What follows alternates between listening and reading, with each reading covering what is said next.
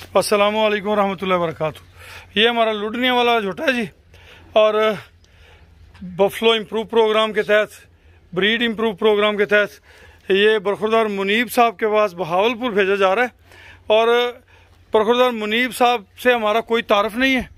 Phone पे उन्होंने कहा कि अंकल जी मुझे कोई अच्छा झोटा भिजवा दें, क्योंकि मैंने उन्हें पहले ये कह दिया कि भी भेजना ज़रा, आपने वापसी जल्दी है, हमारा झोटियों वाला प्रोजेक्ट जो है वो स्टार्ट है, तो हमें उसके लिए बज़ाते खुद ज़रूरत है।